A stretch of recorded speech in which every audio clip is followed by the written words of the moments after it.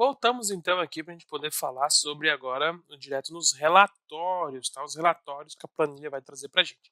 Então, se você já preencheu tudo, tá? Você já preencheu tudo aqui, você já tem um balanço preenchido, a gente vem para os nossos relatórios, tá? A gente vem para os relatórios aqui, o relatório já vai nos trazer.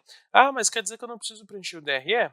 Não, o DRE ele vai representar aquilo que tu já preencheu, tá? Então, o DRE você pode preencher aqui, ele vai ser uma visão mais vai ter o resultado aqui, ele vai ser uma questão mais financeira, só que o nosso relatório ele vai muito puxar do balanço patrimonial.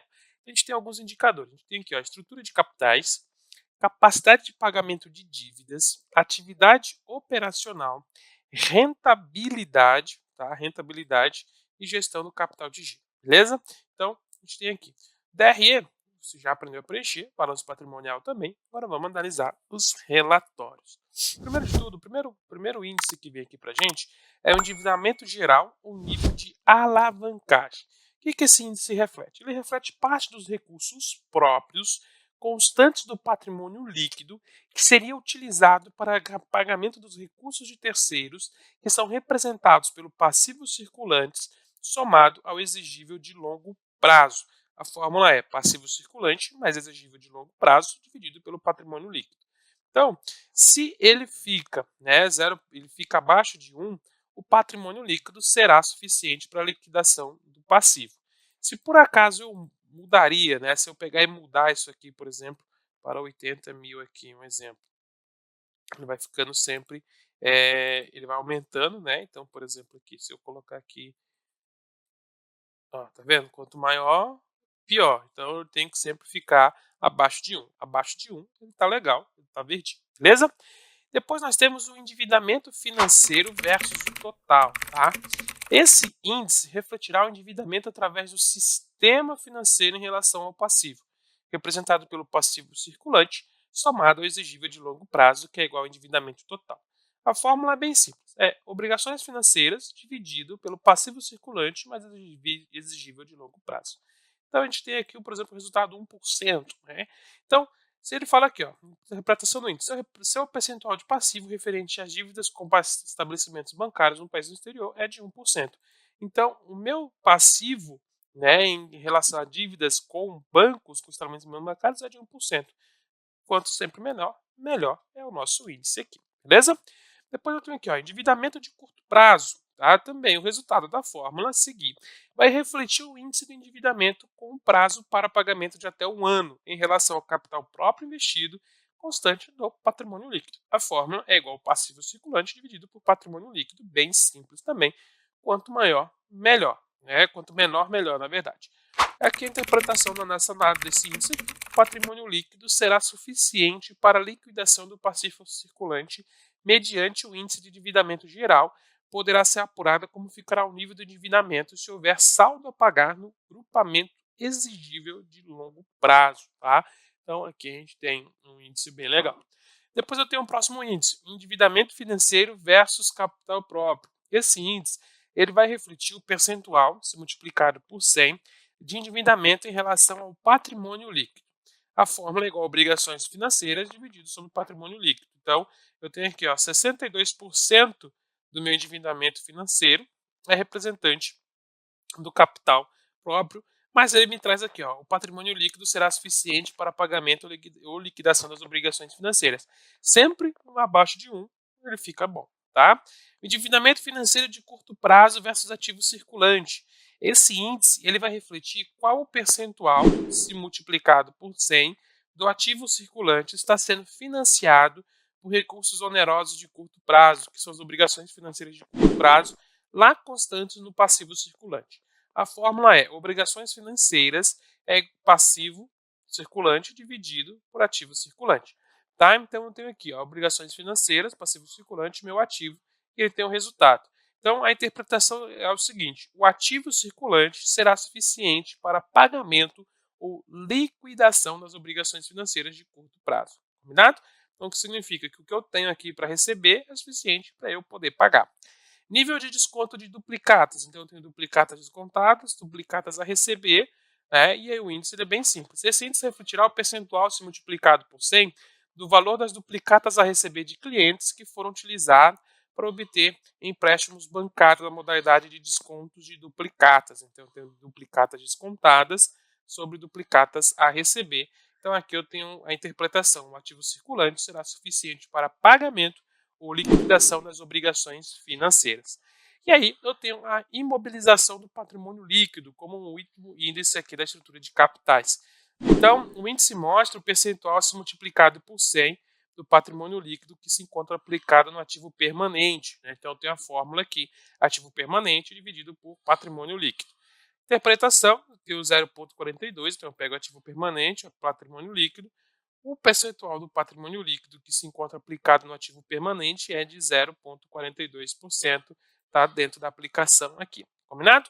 Então, estrutura de capitais, eu tenho esses índices aqui, índice que vai trazer muito aí a questão do endividamento, e agora a gente vai conhecer um pouquinho da capacidade de pagamento de dívidas. Então, capacidade de pagamento de dívidas, né, pelo próprio nome vai tu já consegue entender que é para ver o quanto a gente consegue realmente liquidar as nossas dívidas dentro da empresa, tá? Então, a gente tem aqui o primeiro índice, né? Esse índice aqui, a liquidez corrente, ele reflete a capacidade de pagamento de dívida da empresa no curto prazo, ou seja, indica quanto a empresa possui de ativos realizáveis no curto prazo de cada unidade monetária da dívida com terceiros também no curto prazo. Bem simples a fórmula, ela vai ter o ativo circulante dividido pelo passivo, tá? Então eu tenho aqui o ativo circulante dividido pelo passivo circulante, eu tenho aqui um total de liquidez corrente 2,59. Quanto menor for o índice, pior para mim, né? Então eu tenho que estar sempre o índice maior porque ele é liquidez. Então, dentro dessa interpretação aqui, significa que a entidade tem ou terá recursos financeiros suficientes para honrar seus compromissos de curto prazo até um ano, né? Se por acaso isso aqui fosse maior, verifica, ó, eu tenho aqui 100 mil de dívida, a liquidez ela vai diminuindo, né? Então, se eu tenho aqui, ó, veja que não tem. Então, eu tenho que estar sempre controlando, que tem que ser sempre maior para dar certo.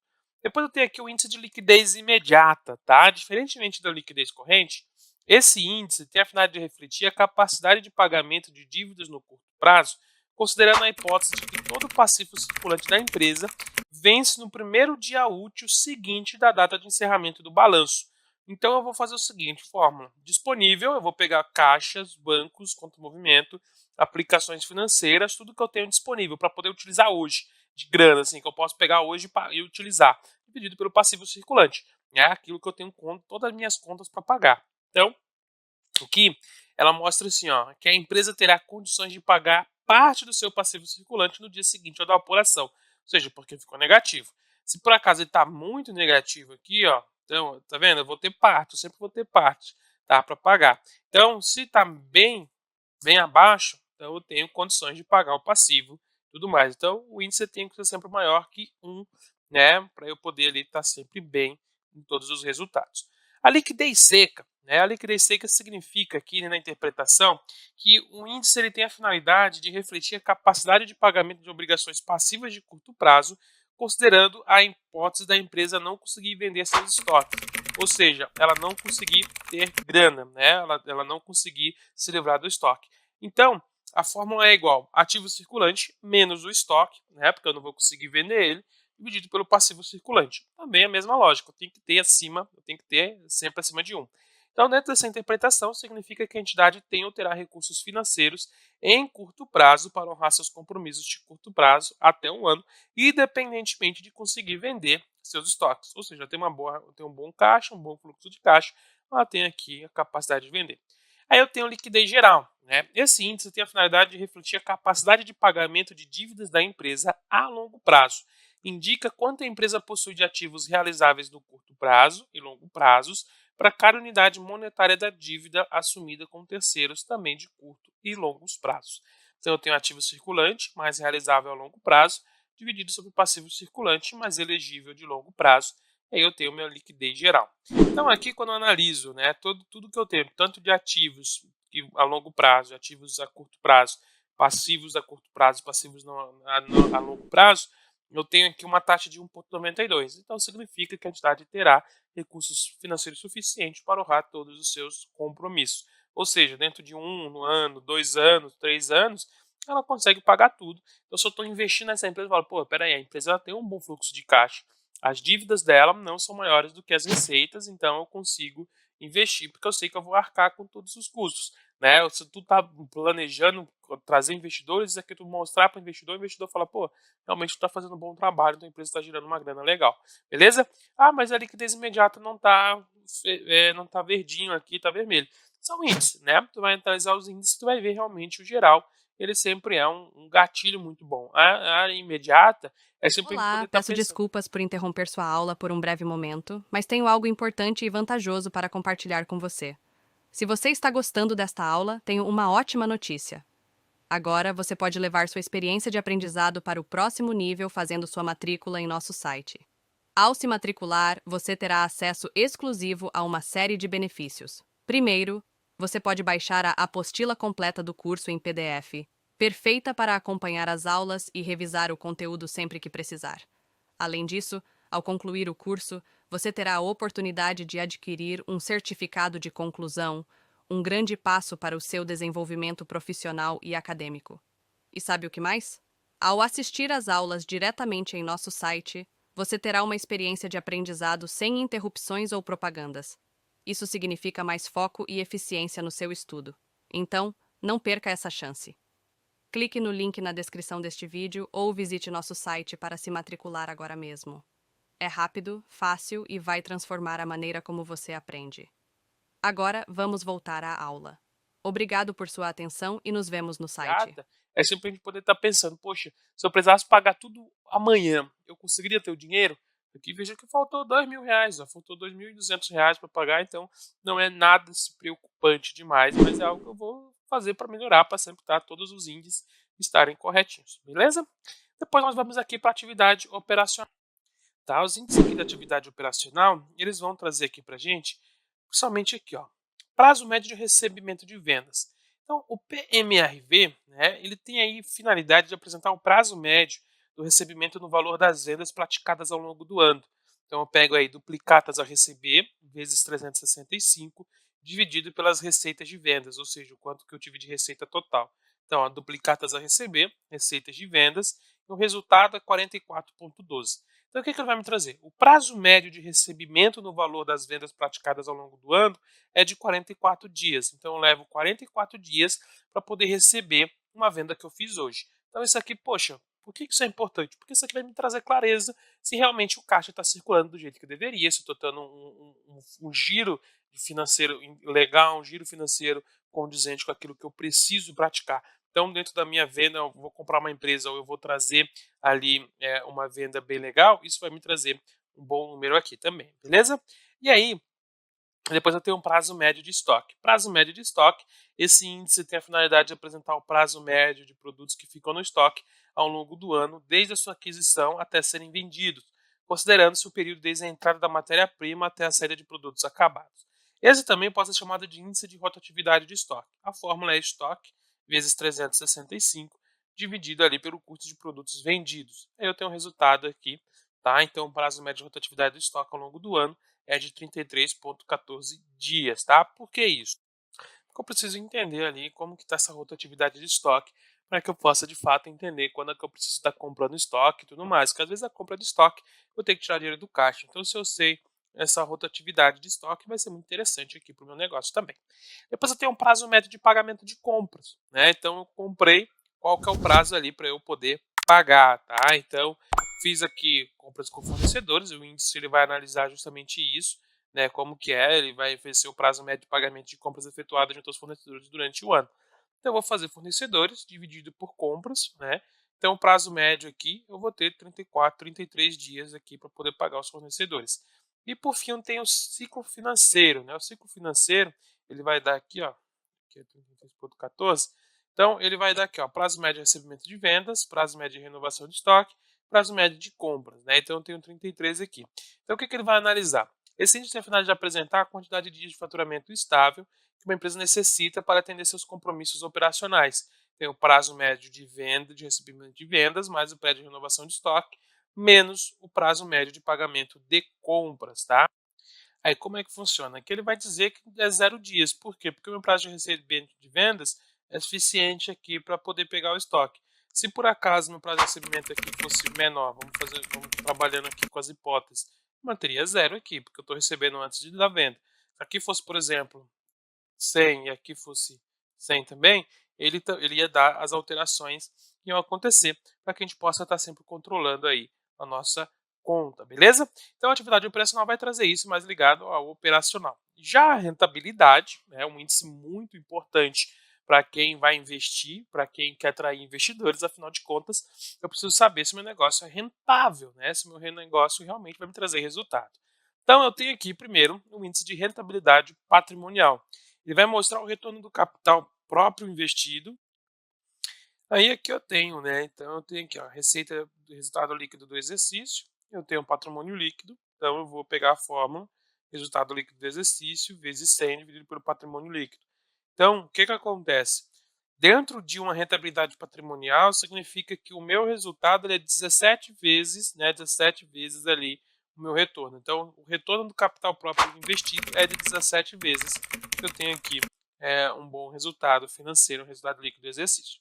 Depois eu tenho a rentabilidade do ativo. A rentabilidade do ativo mostra a rentabilidade total dos recursos administrados pela empresa. Então, o que eu vou fazer? Resultado líquido do exercício dividido por 100 vezes 100 dividido pelo ativo total. Então, eu tenho aqui, ó, 10% do minha rentabilidade. Minha rentabilidade aqui de ativos, ou seja, dos ativos que eu tenho é de 10%. Então, o ativo que eu tenho ali rodando, 10% é resultado, é lucratividade, tá? É rentabilidade. Então, a minha rentabilidade dos recursos administrados pela empresa é de 10%. Então, de tudo que eu administro, 10% está sendo ali o meu resultado, do meu resultado aqui. Então, eu tenho aqui o giro de ativo também. O giro de ativo mostra quanto cada R$ 1 de ativo produziu de receita. O termo giro indica também quantas vezes o ativo se renovou ao longo do ano. Então, eu tenho a fórmula receita líquida de vendas dividido pelo ativo total. Então, fez aqui, a cada R$ 1 de ativo, por exemplo, foi produzida uma receita de R$ 1,35. Então, para cada R$ 1 que eu invisto, eu tenho um giro de 1,35. Então, bem interessante, quanto maior, melhor, né? Mas é sempre assim o cálculo ele funciona. E aí eu tenho a minha margem líquida. Né? A margem líquida ela mostra a capacidade da empresa em gerar lucro comparativamente à receita líquida de vendas. Então, eu tenho o resultado líquido do exercício vezes 100 dividido pela receita líquida de vendas. Então, eu tenho aqui o resultado líquido do exercício, receita líquida. Eu tenho aqui 7% da minha receita líquida é a minha capacidade de gerar lucro comparado ali à receita líquida. Entre ter o receita, o resultado, então, entre a minha receita que sobra, tenho ali 7% de lucro, tá? Eu tenho 7% de lucro.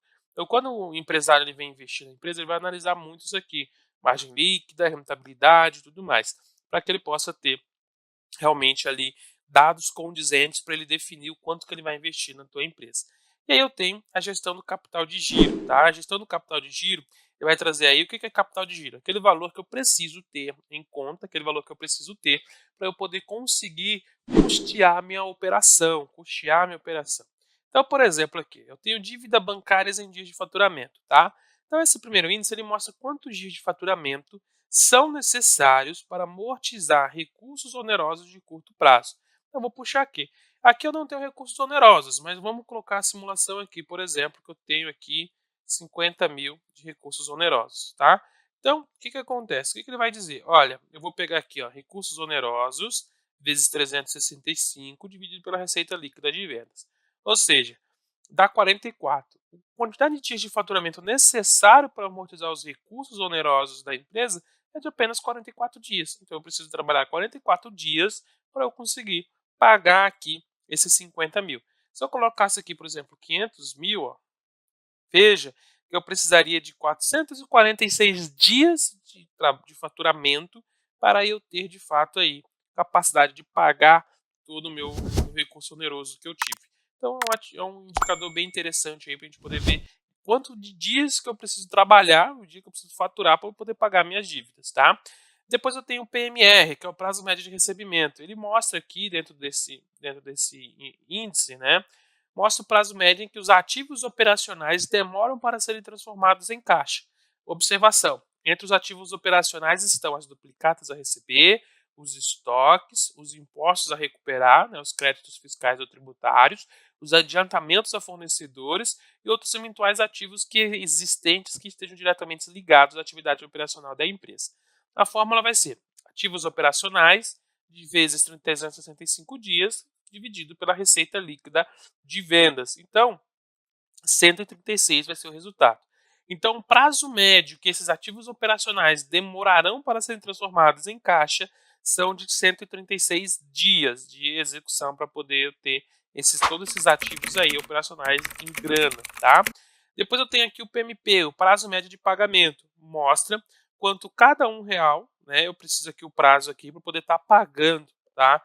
Esse prazo médio de pagamento. Prazo médio de pagamento, eu vou pegar passivos operacionais e vou dividir pela receita líquida de vendas. Aí eu tenho qual a média aí de vencimento dos passivos operacionais. Eu faço vezes 365 dias, eu vou ter aqui. Então eu tenho aqui, ó, 52 dias. Então se eu trabalhar 52 dias, vai ser o meu resultado. Fiz a conta, eu tenho 52 dias. Então 52 dias aí de dias para poder fazer. Se por acaso eu coloco aqui mais, ó, mais dias, ele vai aumentar os dias aí que eu vou ter. Beleza? E aí no final eu tenho um ciclo financeiro. O ciclo financeiro mostra a quantidade de dias que a empresa tem a necessidade de financiamento de capital de giro. Então a fórmula é igual ao prazo médio de recebimento, tá? Menos prazo médio de pagamento. E aí eu tenho aqui 83 dias. Então a quantidade de dias que a minha empresa vai necessitar de financiamento de capital de giro é 83,48 dias. Se eu diminuo aqui, por exemplo, se de repente os meus ativos operacionais são menores, eu vou conseguir fazer com que eles sejam maiores, por exemplo, né? Opa, tem que ser menor aqui, desculpa. Aqui eu tenho, por exemplo, 50 mil aqui de ativos operacionais, ele diminui, eu vou ter aqui, ó, não preciso, menos 8, não vou precisar, porque o dinheiro que eu tenho está em caixa, então eu não preciso esperar muito tempo para poder realmente receber, né? Porque ele vai receber de maneira mais rápida. Então é assim que funciona na análise aqui de capital de giro. Eu vou ter aqui, né, essa necessidade de 83 dias de capital de giro, ou seja, eu preciso ter grana suficientemente para eu poder pagar minha operação durante 83 dias para aí eu começar a receber. Então, esse capital de giro tem que estar disponível e assim eu começo. Combinado? Bom, espero que você tenha entendido, espero que tenha gostado de conhecer aqui os relatórios, entendido sobre o balanço patrimonial. Espero te ver também na próxima aula. Fique comigo e, por enquanto, vamos que vamos!